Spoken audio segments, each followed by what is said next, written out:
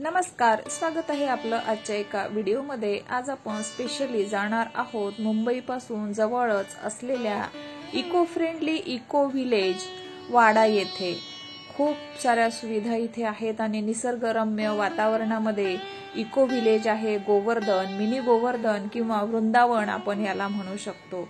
वृंदावनची same copy आणि तसंच्या तसं हुबेहूब असणारं वृंदावन आपल्याला आता अनुभवायला आणि पाहायला मिळणार आहे वाडा येथे। हमरापूर येथून पुढे एक छोटंसं गाव आहे आणि तिथे हे इको विलेज आहे। अगदी निसर्गरम्य वातावरणामध्ये हे वसलेलं इको विलेज बघायला आपण सुरुवात करूया। येथे जाण्यासाठी तुम्ही बसचा सुद्धा वापर करू शकता किंवा आपल्या स्वतःच्या वाहनाने जाऊ शकता आणि गुगल मॅपचा वापर मात्र नक्की करा। चला तर मग आज आपण इको विलेज मध्ये एंट्री करूया आणि सगळं इथे काय काय आहे ते आता मी दाखवण्याचा आपल्याला सर्वांना प्रयत्न करणार आहे। आज आहे जन्माष्टमी आणि या जन्माष्टमीमुळे इथे खूप जास्त प्रमाणामध्ये गर्दी आहे। आम्ही ज्या दिवशी गेलो होतो तिथे कमीत कमी मुंबईवरून 55 बस इथे भरून आलेल्या होत्या आणि प्रचंड अशी गर्दी होती। इथे 6ला हा इको विलेज हा टेम्पल उघडतो तर हा रात्रीपर्यंत चालू असतो। तुम्ही ऑनलाईन बुकिंग सुद्धा इथे करू शकता। स्टे करण्यासाठी रूम सुद्धा अवेलेबल इथे आहेत आणि हे दाखवण्यासाठी गाईड्सची सुद्धा सोय केलेली आहे। सर्व रेट तुम्ही ऑनलाईन चेक करू शकता आणि दिलेल्या फोन नंबरवर सुद्धा फोन करू शकता। प्रचंड गर्दी असून सुद्धा इथे सर्वांना खाण्यासाठी फराळाची म्हणजेच उपवास असल्यामुळे इथे मेन्यू आहे खास उपवासाचा आणि त्याचीच ही लाईन आहे। महिला वर्गांची लाईन वेगळी आहे आणि पुरुषांची लाईन वेगळी आहे। इथे खास करून महिलांना माताजी आणि पुरुषांना प्रभूजी असं संबोधलं जातं। कुठल्याही प्रकारचा अनुचित शब्द इथे वापरला जात नाही। प्रत्येक महिलेला माताजी हा शब्द उच्चारलेला आहे आणि ही स्पेशली लाईन लागलेली आहे ही जेवणासाठी। इतकी प्रचंड गर्दी असून सुद्धा खूप सुंदर सुविधा इथे आहे। कुणाचीही हेडसांड होत नाही किंवा कोणीही इथून उपाशी जात नाही। आजचा उपवासाचा दिवस असल्यामुळे उपवासाचा मेनू होता। इतर दिवशी इथे जेवणाची खास सोय अगदी सात्विक भोजन असं अवेलेबल असतं प्रत्येकासाठी। कुठलेही शुल्क इथे एंट्री फी वगैरे आकारली जात नाही। पार्किंगची सोय, सर्व गोष्टींची सोय आहे। आज प्रचंड पाऊस असून सुद्धा इतकी गर्दी इथे झालेली आहे। चला आपण पण जेवणाचा आस्वाद घेऊया, म्हणजे उपवासाच्या जेवणाचा आस्वाद घेऊया। साबुदाणा खिचडी आणि साबुदाण्याचा पापड इथे दिलेला आहे। स्वादिष्ट आणि असं मस्त सकस भोजन इथे आपल्याला मिळालेलं आहे। सात्विक भोजन आपण याला म्हणू शकतो। चला आपण पटापट आता खाऊन घेऊया। प्रचंड मोठा हॉल आहे आणि सर्व हॉल हा भरलेला आहे महिलांनी आणि सर्व हा उपवासाच्या आहाराचा आस्वाद घेत आहेत।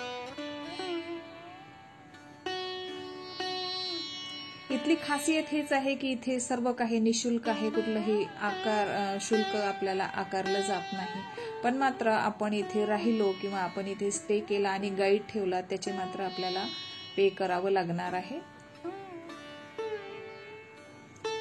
जन्माष्टमी असल्यामुळे भरपूर पाऊस आणि प्रचंड इथे गर्दी आहे। आपण सुद्धा मस्त आस्वाद घेऊया।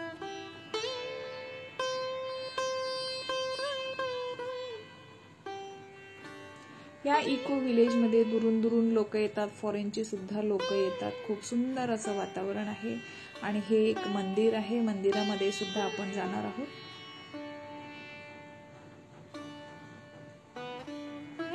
कॅन्टीन आहे, नाश्ता पाण्याची सगळी सोय आहे इथे केलेली।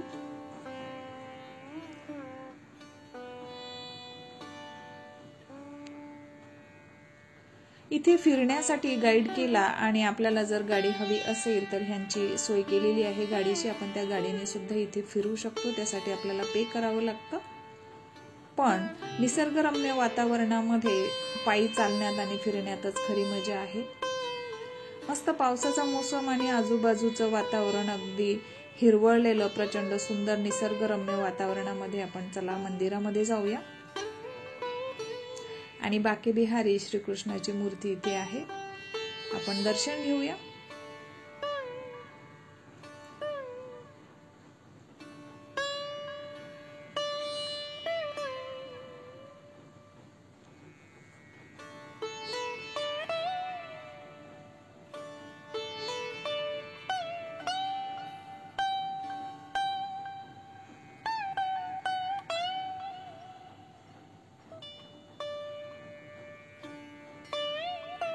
बरेच दिवसापासून, बरेच वर्षापासून या मंदिरामध्ये जाण्याची इच्छा होती. इको फ्रेंडली इको विलेज वाडा येथे हे मंदिर आहे पालघर जिल्ह्यामध्ये, आणि ती इच्छा आमची पूर्ण झाली.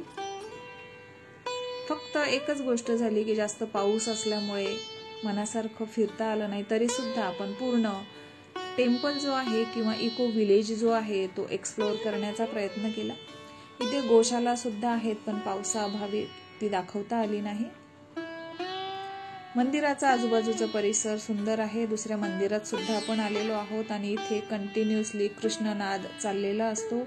भजन मंडळी जी आहे ती कंटिन्यू भजन गात असतात आणि सुंदर असा नादामध्ये कृष्ण भजन इथे चालू असतं आणि प्रसन्न असं वातावरण ह्या विलेजमध्ये किंवा ह्या मंदिरामध्ये सुरू असतं. इथे सुद्धा प्रचंड गर्दी आहे. एवढा पाऊस असून सुद्धा इथे प्रचंड गर्दी आहे. आपण इथे सुद्धा दर्शन घेतलेलं आहे. थोडं थांबून भजन सुद्धा ऐकलेलं आहे आणि ही सुंदर अशी मूर्ती इथे आहे कृष्णाची, राधाची. मिनी वृंदावन याला याच्यासाठी म्हटलं जातं की प्रत्येक जण हा वृंदावनला जाऊ शकत नाही, तर त्याची हुबेहूब प्रतिकृती आपल्याकडे वाडा येथे सर्वांसाठी तयार झालेली आहे. किंवा आपल्याला वृंदावन येथे जाण्याची गरज नाही, तोच आपल्याला आनंद म्हणा किंवा दर्शन म्हणा आपल्याला इथे घेता येते. आपल्या महाराष्ट्रामध्ये पालघर जिल्हा वाडा येते.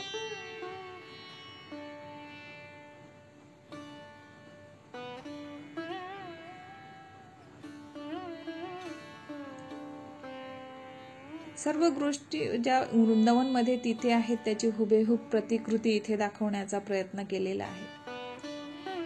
कृष्णाच्या आयुष्यात घडलेल्या मोठ्या मोठ्या घटना ह्या प्रतिकृतींमध्ये दाखवलेल्या आहेत.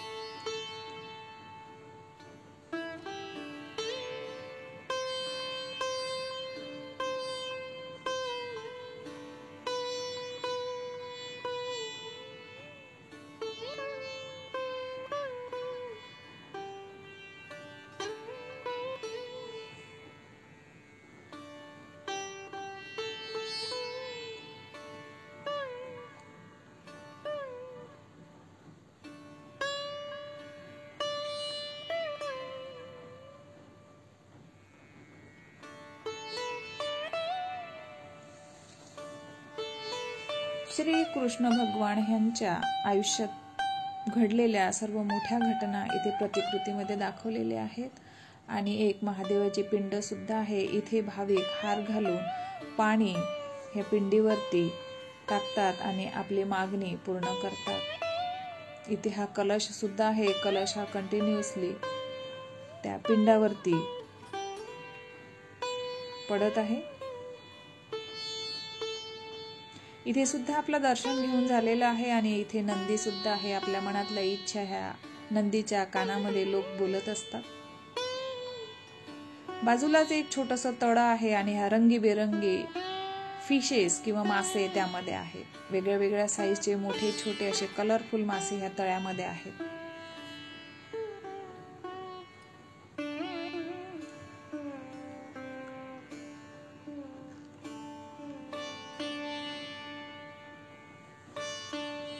आणखी थोडंसं आता पुढे जाऊया आणि बाकी राहिलेलं आहे ते एक्सप्लोअर करूया आणि बघण्याचा प्रयत्न करूया. पाऊस पण सुरू आहे, अजूनही कंटिन्युअसली पाऊस सुरू आहे. आणि हा आहे यमुना घाट. आपण घाईमध्ये दाखवण्याचा प्रयत्न केलेला आहे. यमुना घाटला रोज संध्याकाळी 6ला इथे आरती होते. सुंदर असा यमुना घाट इथे आहे.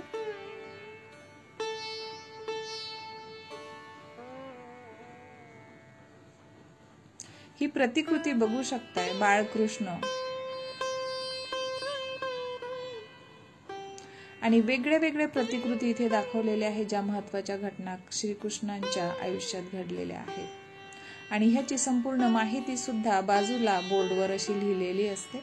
तिथे तुम्ही ती वाचून ह्या घटनेची काय मिनिंग आहे किंवा काय माहिती आहे हे आपल्याला माहिती पडतं.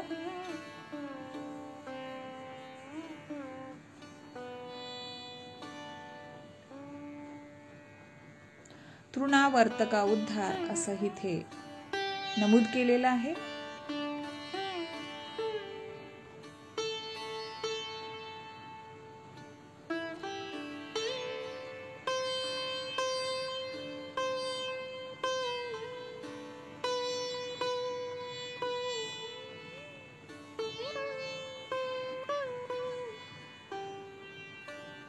आणि हा आहे गुगल मॅप. ह्या गुगल मॅपद्वारे कुठे कुठे काय आहे, काय काय प्रतिकृती दाखवल्या आहेत त्या आपल्याला कळतात. आजचा व्हिडिओ आवडला असेल तर नक्कीच लाईक करा, शेअर करा आणि सबस्क्राईब करा.